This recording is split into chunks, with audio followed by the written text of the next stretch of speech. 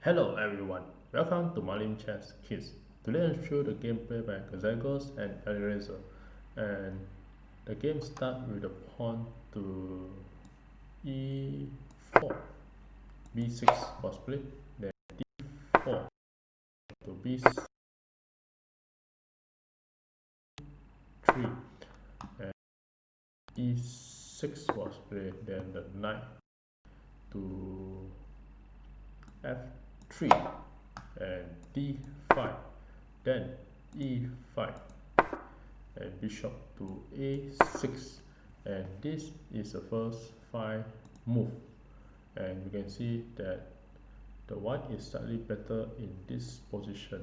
Then the game continue, the white continue to castling, then bishop capture the bishop takes d3, then queen takes bishop, queen takes d3, then the knight to e7,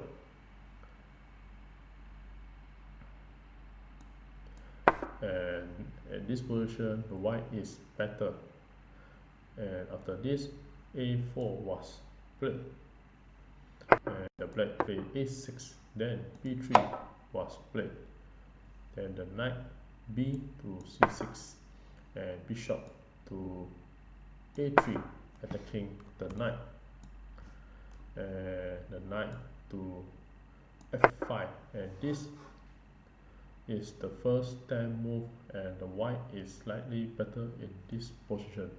And after this the white just capture the bishop, and this prevent the black to castling, so black capture back, and the castling now is not allowed anymore. After this the white play a c3, and in this position the black do not need to have the castling, and the black only have the idea of continue to attack with the pawn storm at the g and the h file, such as h5,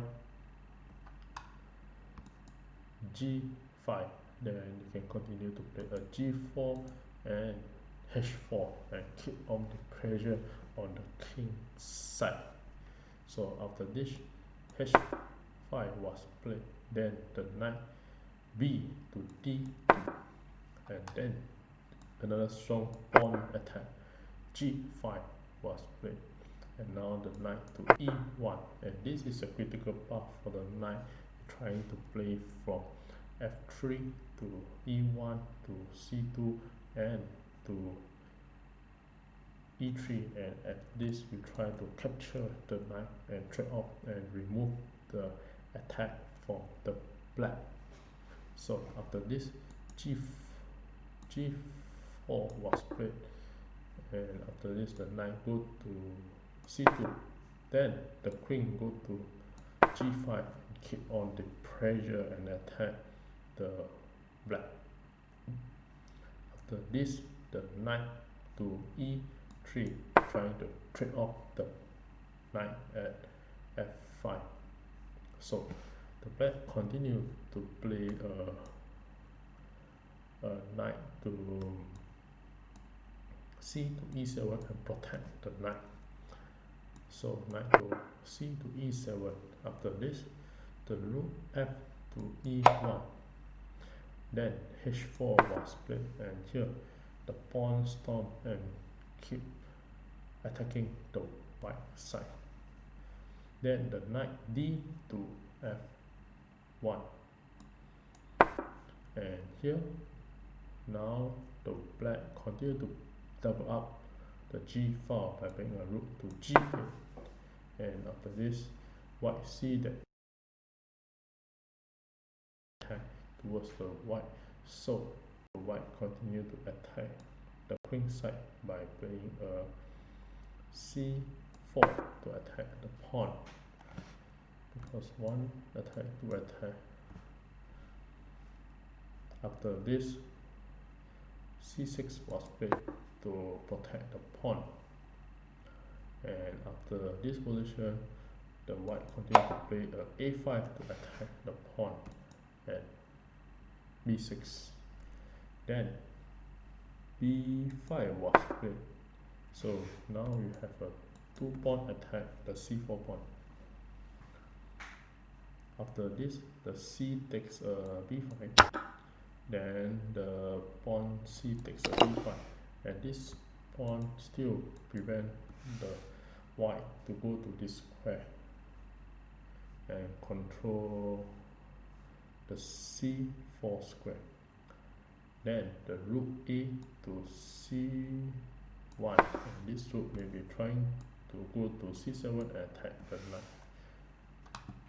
And also after this position, the black play a queen to f4 and trying to capture the pawn at d with the knight, and the white only have the queen that protect the d4, and the rook cannot go to c4 above because the square is being attacked by the pawn.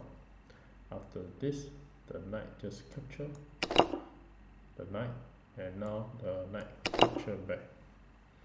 And after this, the rook to d1 to protect the pawn.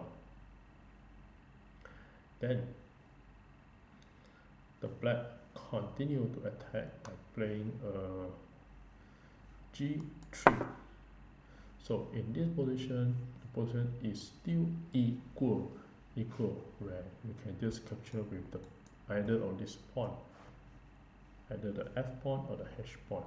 So in the actual game, the white capture with the f pawn, and after this, the pawn capture back. And now in this position, the white can capture back the pawn and maintain the equal game. For example, the pawn takes g3, then the knight capture back, and you can use the knight to capture back and the rook capture back, and then you can have the queen to h7 and preparing to check the king and also capture the rook. And if the king comes to d7, then you can continue attack with the rook. So let's say we make an example move such as b4, then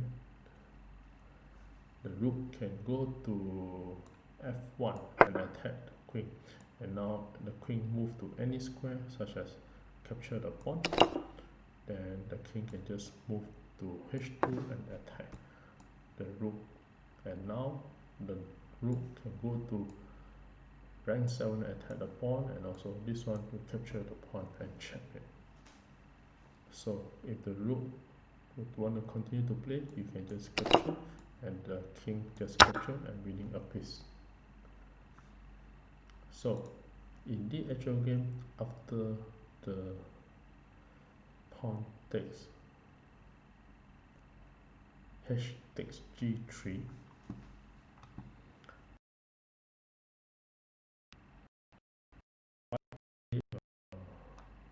h3, and this move is a tactical blunder, and this caused the black to win the game. And after this move, the queen continue to play a queen to f2 and check the king, and now the king can only move to h1. Then the black continue to attack by playing a rook h8, and after this position, the white see that the black cannot checkmate the king, and therefore the white just play queen to d2 to attack the queen and go for the action. So after this move, the black is winning and checkmate in 3 moves. I give you a couple of seconds to figure out how the black checkmate and win the game. Well, congratulations for those who found the answer, and for those who like to enjoy the show, here are the brilliant sacrifice from the black. The black used rook to capture the pawn and check the king, and this is a very beautiful, brilliant sacrifice. And after this, the black play